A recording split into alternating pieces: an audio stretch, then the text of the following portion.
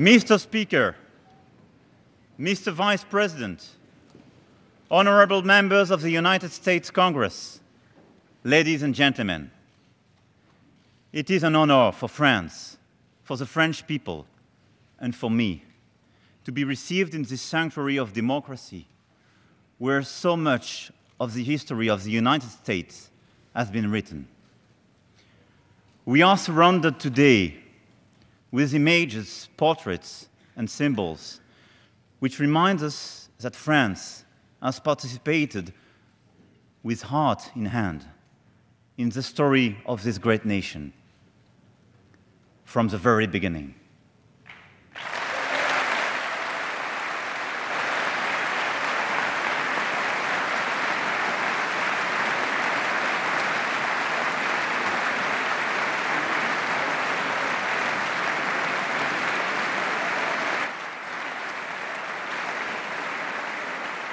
We have fought shoulder to shoulder many battles, starting with those that gave birth to the United States of America. Since then, we have shared a common vision for humanity. Our two nations are rooted in the same soil, grounded in the same ideals of the American and French revolutions. We have worked together for the universal ideals of liberty, tolerance, and equal rights. And yet, this is also about our human, gutsy, personal bonds throughout history. In 1778, the French philosopher Voltaire and Benjamin Franklin met in Paris. John Adams tells the story that after they had shaken hands, they embraced each other by hugging one another in their arms and kissing each other's cheeks. It can remind you something.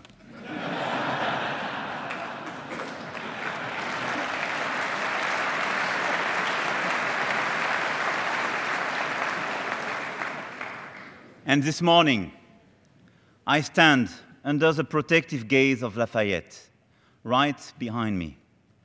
As a brave young man, he fought alongside George Washington and forged a tight relationship fueled by respect and affection. Lafayette used to call himself a son of the United States. And in 1792, George Washington became a son of America and France when our First Republic awarded citizenship to him.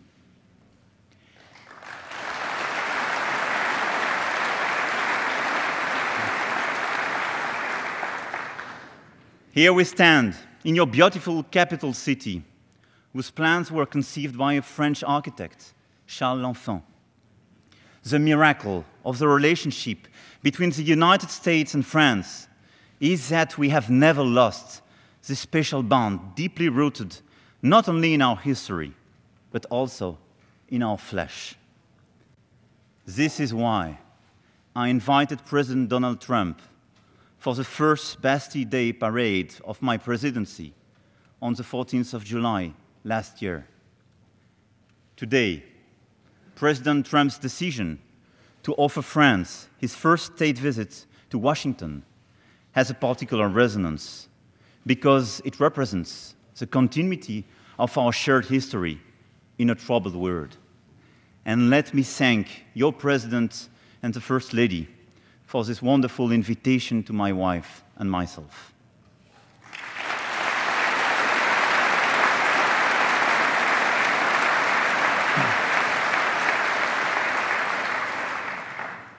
I am also very grateful, and I would like also to thank you, ladies and gentlemen, for welcoming me on this occasion. And I would like to especially thank you, Mr. Speaker, for your invitation. I want you to know how much I appreciate this unique gesture. Thank you, sir.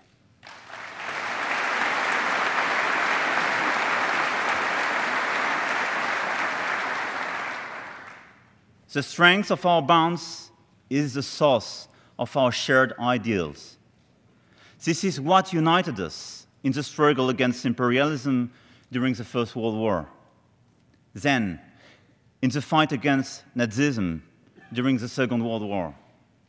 This is what united us again during the era of the Stalinist threat, and now we lean on that strength to fight against terrorist groups.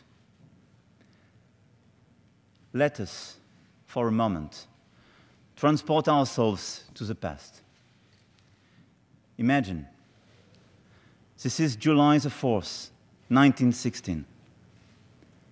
Back then, the United States had not entered World War I. And yet, a young American poet enlisted in the ranks of our foreign legion because he loved France and he loved the cause of freedom. This young American would fight and die on Independence Day at Bellois-en-Santerre, not far from Amiens, my hometown, after having written these words, "I have a rendezvous with death." The name of this young American was Alan Seeger. A statue stands in his honor in Paris.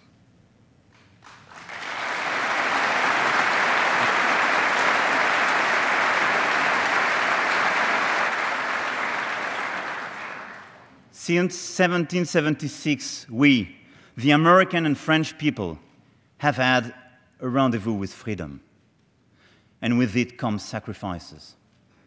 That is why we are very honored by the presence today of Robert Jackson Ewald, a World War II veteran. Robert Jackson Ewald took part in the D-Day landing. He fought for our freedom 74 years ago. Sir, on behalf of France, thank you.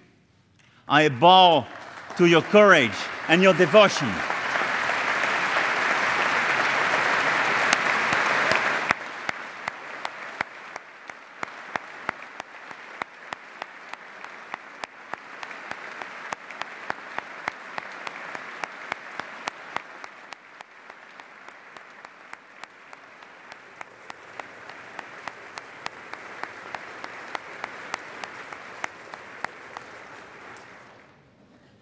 In recent years, our nations have suffered wrenching losses simply because of our values and our taste for freedom. Because these values are the very ones those terrorists precisely hate. Tragically, on September the 11th, 2001, many Americans had an unexpected rendezvous with death. Over the last 5 years, my country and Europe also experienced terrible terrorist attacks. And we shall never forget these innocent victims, nor the incredible resilience of our people in the aftermath. It is a horrific price to pay for freedom, for democracy. That is why we stand together in Syria and in the Sahel today, to fight together against these terrorist groups who seek to destroy everything for which we stand. We have encountered countless rendezvous with death because we have this constant attachment to freedom and democracy.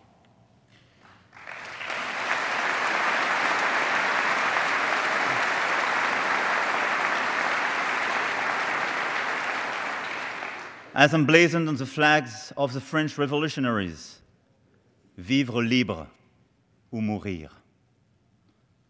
Live free or die. Thankfully, freedom is also the source of all that is worth living for. Freedom is a call to think and to love. It is a call to our will. That is why, in times of peace, France and the United States were able to forge unbreakable bonds from the grist of painful memories. The most indestructible, the most powerful, the most definitive knot between us is the one that ties the true purpose of our people to advance. As Abraham Lincoln said, the unfinished business of democracy. Indeed, our two societies have stood up to advance the human rights for all. They have engaged in a continual dialogue to unpack this unfinished business. In this Capitol Rotunda, the bust of Martin Luther King, assassinated 50 years ago, reminds us of the inspiration of African-American leaders, artists, writers, who have become part of our common heritage. We celebrate among them James Baldwin and Richard Wright, whom France hosted on our soil. We have shared the history of civil rights. Frances Simone de Beauvoir became a respected figure in the movement for gender equality in America in the 70s. Women's rights have long been a fundamental driver for our societies on both sides of the Atlantic. This explains why the Me Too movement has recently had such a deep resonance in France. Democracy is made of day-to-day conversation and mutual understanding between citizens. It is easier and deeper when we have the ability to speak each other's language. The heart of Francophonie also beats here in the United States, from New Orleans to Seattle. I want this heart to beat even harder in American schools all across the country. Democracy relies also on the faculty of freely describing the present and the capacity to invent the future. This is what culture brings. Thousands of examples come to mind when we think of the exchanges between our cultures across the centuries. From Thomas Jefferson, who was ambassador to France and built his house in Monticello, based on the building he loved in Paris, to Hemingway's novel Movable Feast, celebrating the capital city of France, from our great 19th century French writer Chateaubriand, bringing to the French people the dream of Americans' open spaces, forests, and mountains, to Faulkner's novels crafted in the Deep South, but first read in France, where they quickly gained literary praise. From jazz, coming from Louisiana, and the blues from Mississippi, finding in France an enthusiastic public, to the American fascination for Impressionists and the French modern and contemporary art. These exchanges are vibrant in so many fields, from cinema to fashion, from design to high cuisine, from sports to visual arts. Medicine and scientific research, as well as business and innovation, are also a significant part of our shared journey. The United States is France's first scientific partner. Our economic ties create hundreds of thousands of jobs on both sides of the Atlantic. The story of France and the United States is a story of an endless dialogue, made of common dreams, of a common struggle for dignity and progress. It is the best achievement of our democratic principles and values. This is this very special relationship. This is us.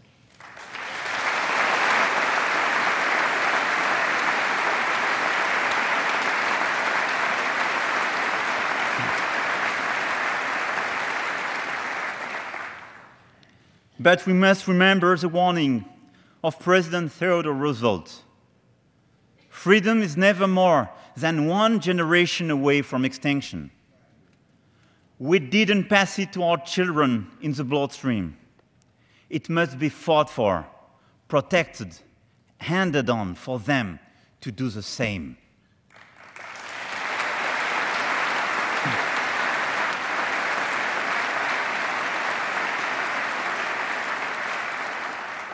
This is an urgent reminder indeed, because now, going beyond our bilateral ties, beyond our very special relationship, Europe and the United States must face together the global challenges of this century. and we cannot take for granted our transatlantic history and bonds. At the core, our Western values themselves are at risk.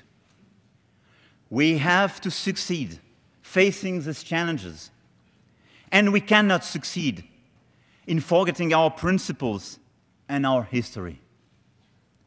In fact, the 21st century has brought a series of new threats and new challenges that our ancestors might not ever have imagined.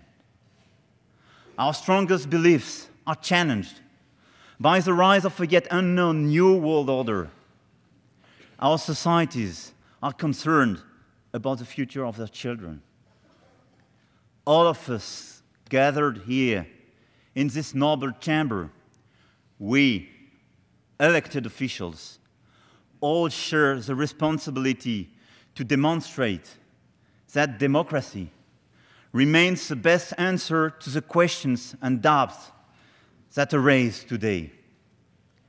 Even if the foundations of our progress are disrupted, we must stand firmly and fight to make our principles prevail.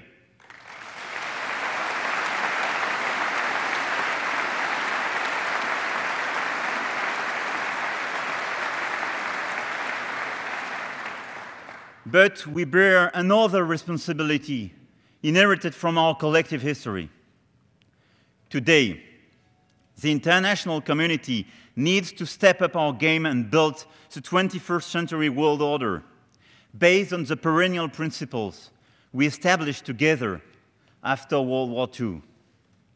The rule of law, the fundamental values on which we secured peace for 70 years, are now questioned by urgent issues that require our joint action.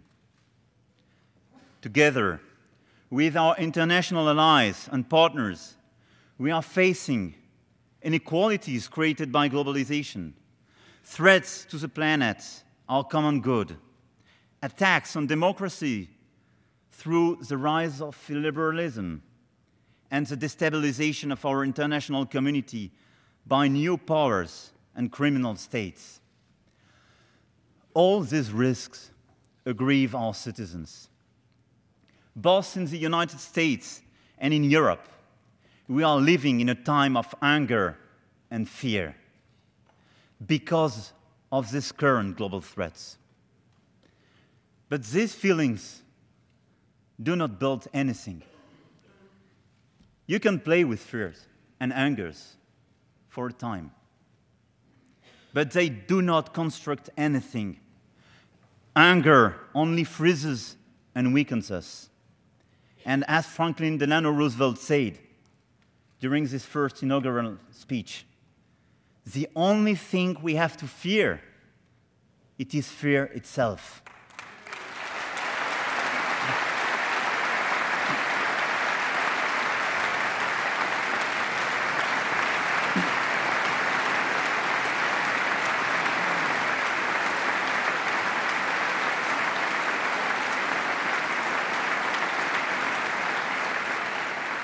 Therefore, let me say we have two possible ways ahead.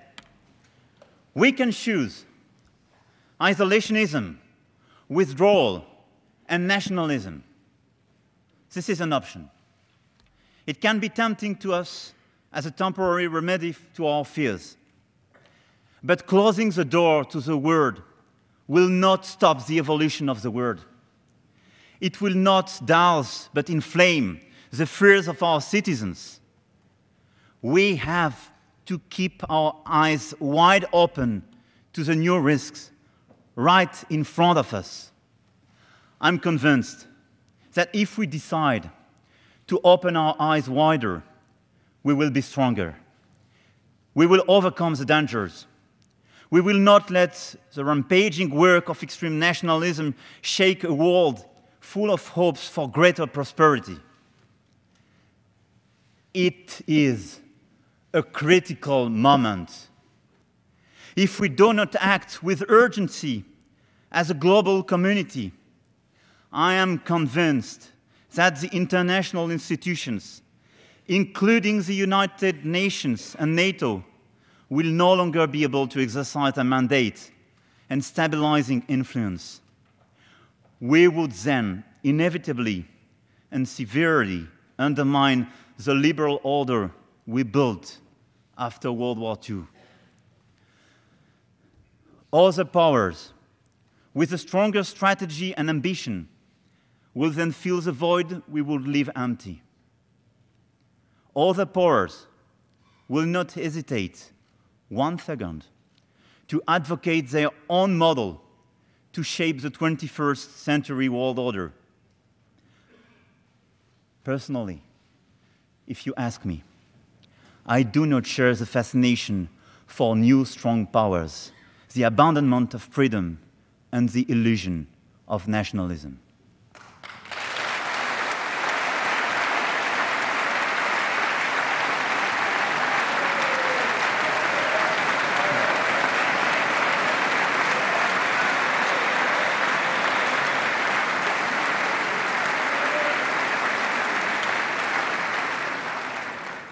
Therefore, distinguished members of the Congress, let us put them aside, write our own history, and birth the future we want.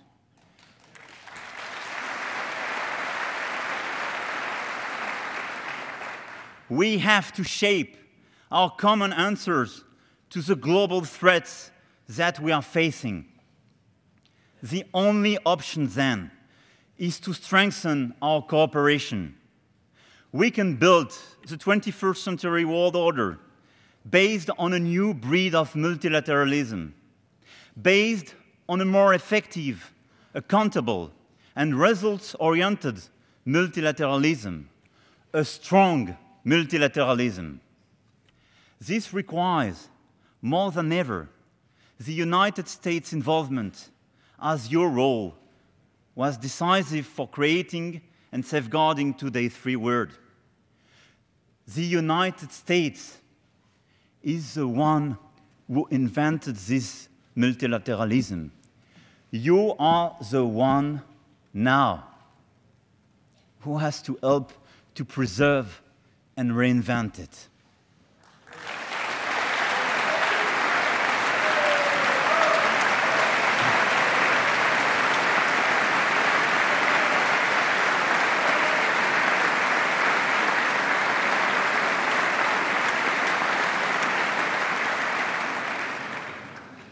This strong multilateralism will not outshine our national cultures and national identities. It is exactly the other way around. A strong multilateralism will allow our cultures and identities to be respected, to be protected, and to flourish freely together. Why?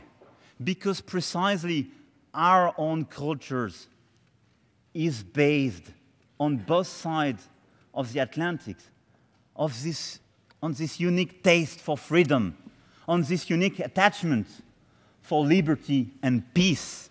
This strong multilateralism is the unique option compatible with our nations, our cultures, our identities. With the US President, with the support of every 535 members of this joint session, representing the whole American nation, we can actively contribute together to building the 21st century world order for our people. The United States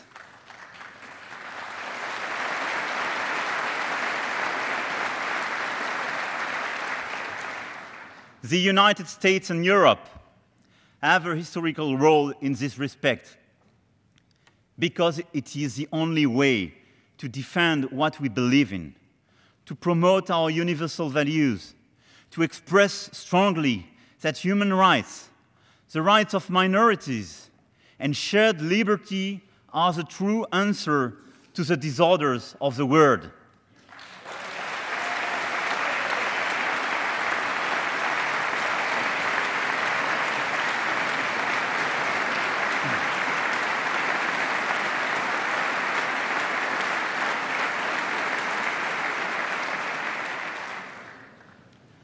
I believe in these rights and values.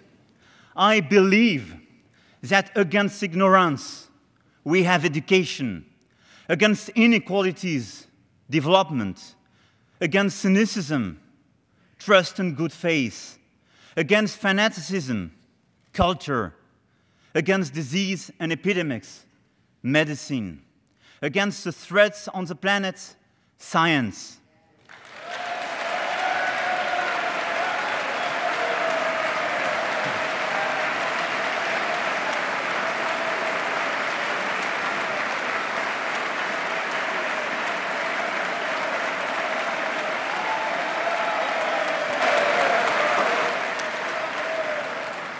I believe in concrete action. I believe the solutions are in our hands.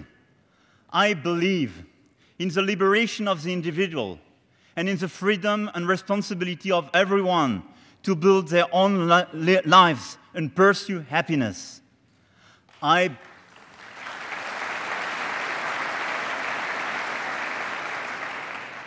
believe in the power of intelligently regulated market economies. We are experiencing the positive impact of our current economic globalization with innovations, with jobs creations. We see, however, the abuses of globalized capitalism and digital disruptions, which jeopardize the stability of our economies and democracies. I believe facing these challenges requires the opposite of massive deregulation and extreme nationalism. Commercial war is not the proper answer to these evolutions.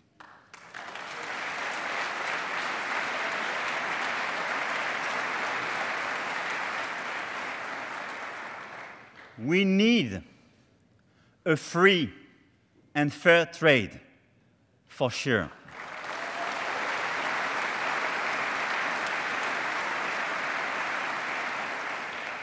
A commercial war opposing allies is not consistent with our mission, with our history, with our current commitments for global security. At the end of the day, it will destroy jobs, increase prices, and the middle class will have to pay for it. I believe we can build the right answers to legitimate concerns regarding trade imbalances, excesses, and overcapacities by negotiating through the World Trade Organization and building cooperative solutions. We wrote these rules. We should follow them.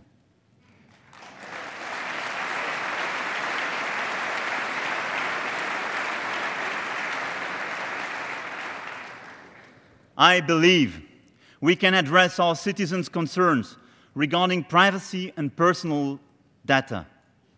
The recent Facebook hearings highlighted the necessity to preserve our citizens' digital rights all over the world and protect their confidence in today's digital tools of life. The European Union passed a new regulation for data protection. I believe the United States and the European Union should cooperate to find the right balance between innovation and ethics and harness the best of today's revolutions in digital data and artificial intelligence.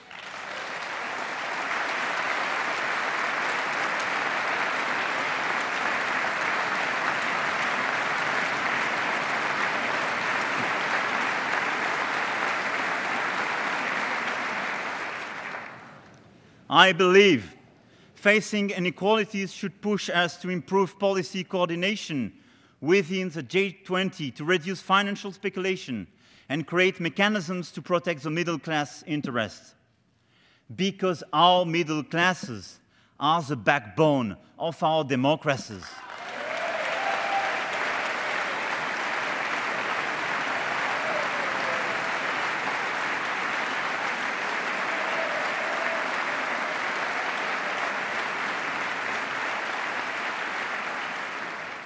I believe in building a better future for our children, which requires offering them a planet that is still habitable in 25 years.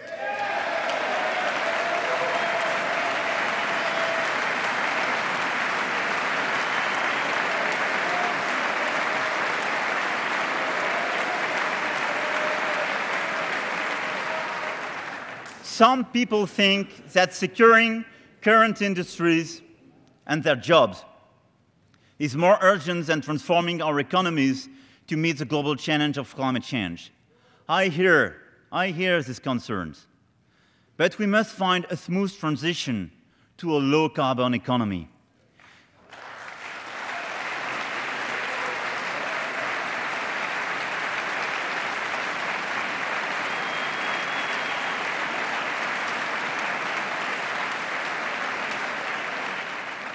Because what is the meaning of our life, really, if we work and live destroying the planet while sacrificing the future of our children?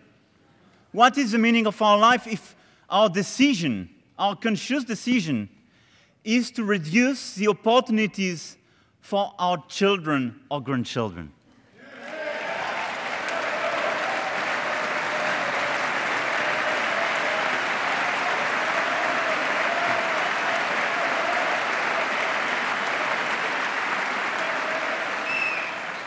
By polluting the oceans, not mitigating CO2 emissions, and destroying our biodiversity, we are killing our planet.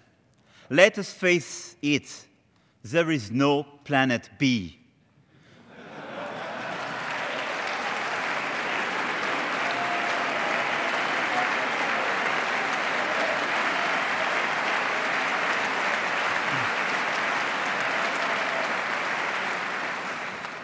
On this issue, it may happen we have disagreements between the United States and France. It may happen, like in all families. But that's, for me, a short-term disagreement. On the long run, we will have to face the same realities, and we're just citizens of the same planet. So we will have to face it. So beyond some short-term disagreements, we have to work together. With business leaders and local communities, let us work together in order to make our planet great again and create new jobs and new opportunities while safeguarding our Earth.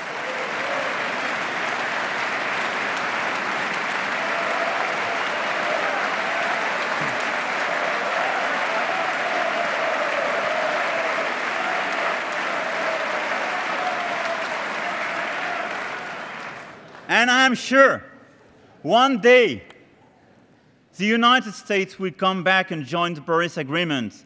And I'm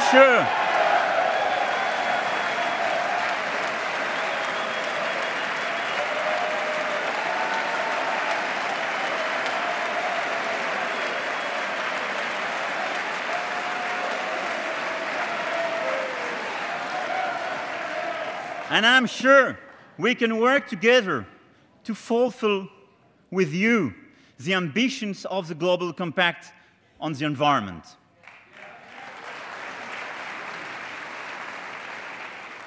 Ladies and gentlemen, I believe in democracy. Many of our forebears were slain for the cause of freedom and human rights. With the great inheritance they gave us comes the responsibility to continue their mission in this new century and to preserve the perennial values handed to us and assure that today's unprecedented innovations in science and technology remain in the service of liberty and in the preservation of our planet for the next generations. To protect our democracies, we have to fight against the ever-growing virus of fake news, which exposes our people to irrational fear and imaginary risks.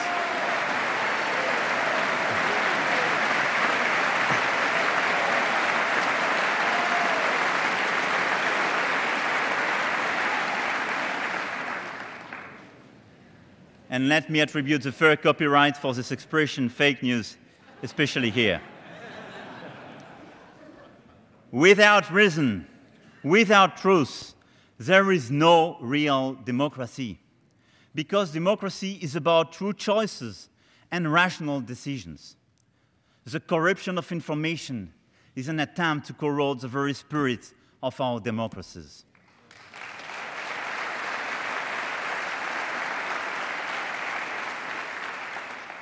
We also have to fight against the terrorist propaganda that spreads out its fanaticism on the internet.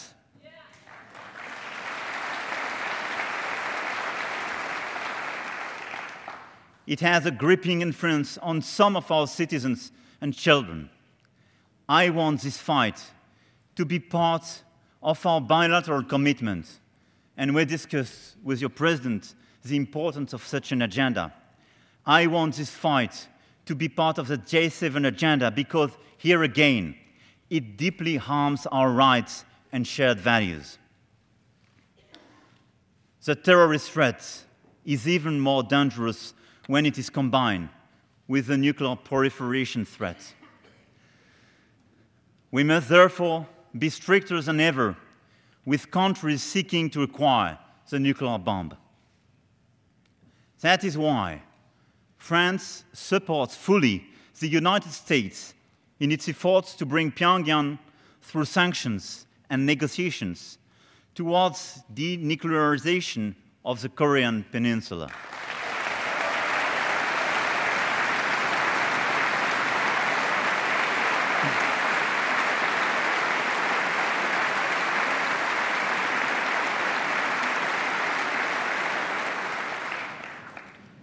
As for Iran, our objective is clear. Iran shall never possess any nuclear weapons.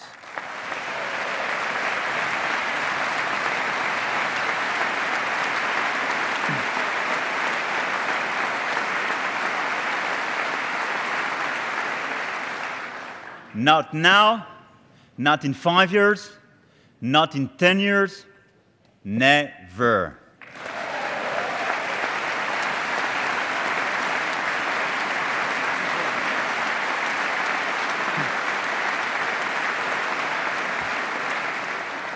But this policy should never lead us to war in the Middle East. We must ensure stability and respect sovereignty of the nations, including that one of Iran, which represents a great civilization. Let us not replicate past mistakes in the region. Let us not be naive on one side. Let us not create new wars ourselves on the other side.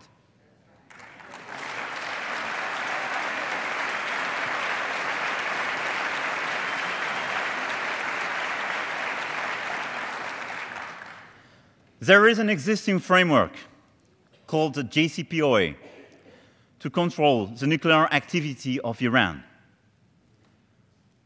We signed it at the initiative of the United States. We signed it, both the United States and France. That is why we cannot say we should get rid of it like that.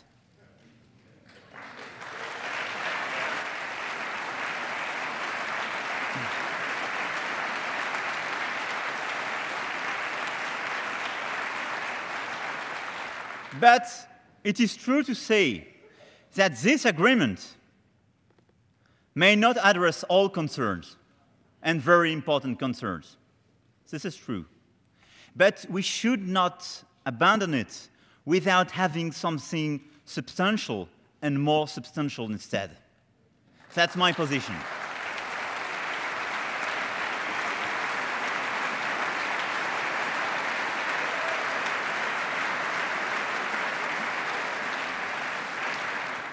That's why France will not leave the JCPOA, because we signed it.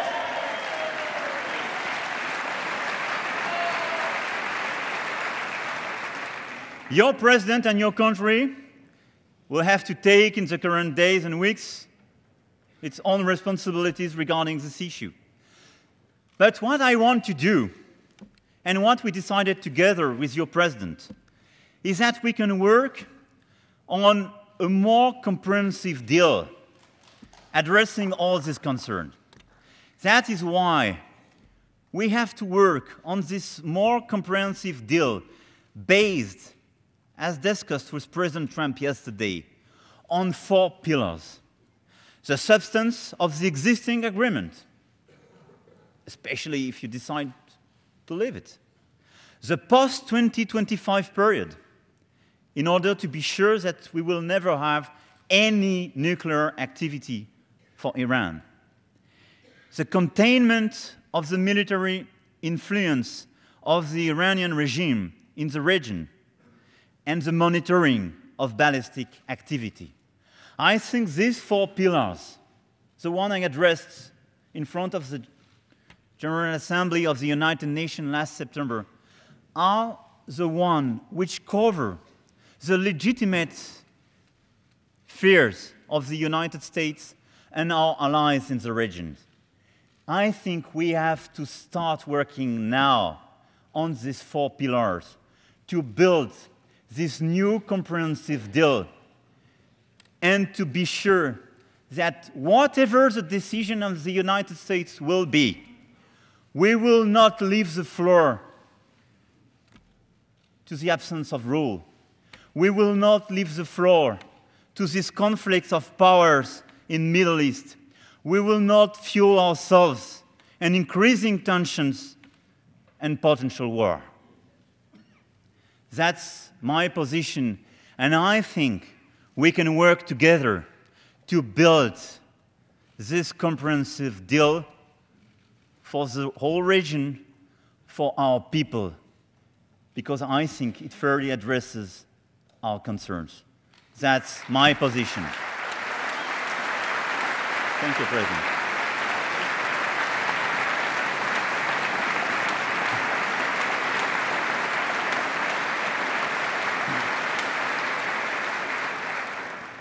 And this containment, I mentioned in one of these pillars, is necessary in Yemen, in Lebanon, in Iraq, and also in Syria. Building a sustainable peace in a united and inclusive Syria requires, indeed, that all powers in the region respect the sovereignty of its people and the diversity of its communities. In Syria, we work very closely together.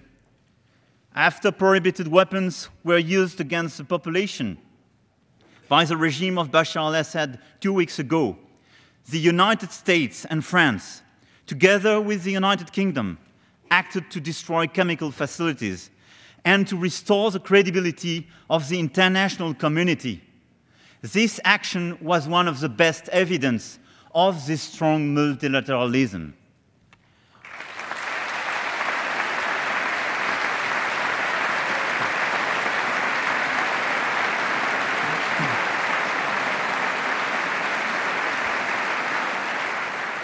And I want to pay special tribute for our soldiers because they did a very great job in this region and in this occasion.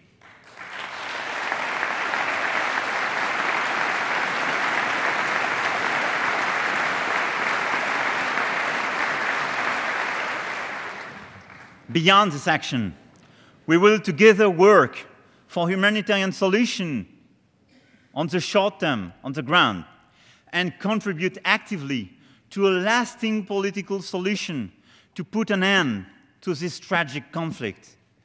And I think one of the very important decisions we took together with President Trump was precisely to include Syria in this large framework for the overall region and to decide to work together on this political deal for Syria, for Syrian people, even after our war against ISIS. In the Sahel, where terrorist networks span a footprint as large as Europe, French and American soldiers are confronting the same enemy and risking their lives together. Here, I would like to pay special tribute to the American soldiers who fell this past fall in the region, and to their French comrades who lost their lives early this year in Mali. Better than anyone, I think, our troops know what the alliance and friendship between our country means.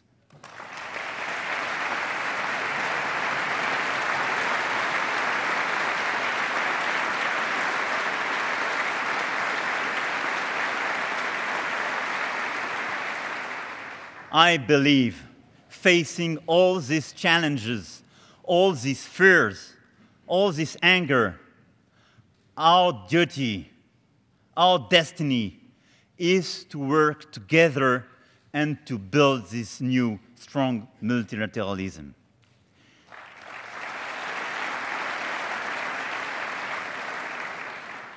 Distinguished members of Congress, ladies and gentlemen, on April the 25th, 1960, General de Gaulle affirmed in this chamber that nothing was as important to France as the reason, the resolution, the friendship of the great people of the United States. 58 years later, to this very day, I come here to convey the warmest feelings of the French nation and to tell you that our people cherish the friendship of the American people with as much intensity as ever.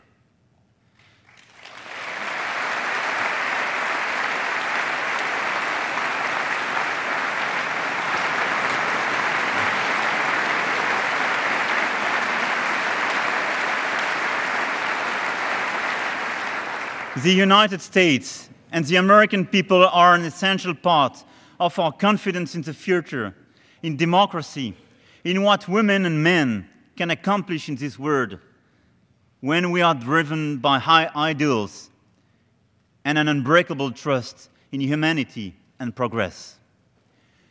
Today, the call we hear is the call of history. This is a time of determination and courage. What we cherish is at stake. What we love is in danger. We have no choice but to prevail. And together, we shall prevail.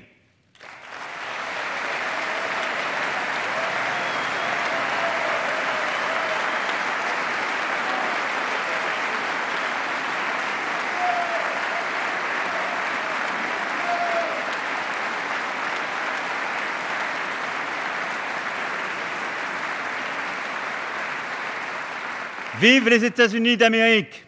Long live the friendship between France and the United States of America! Vive la République! Vive la France! Vive notre amitié! Merci. Thank you. Thank you. Thank you.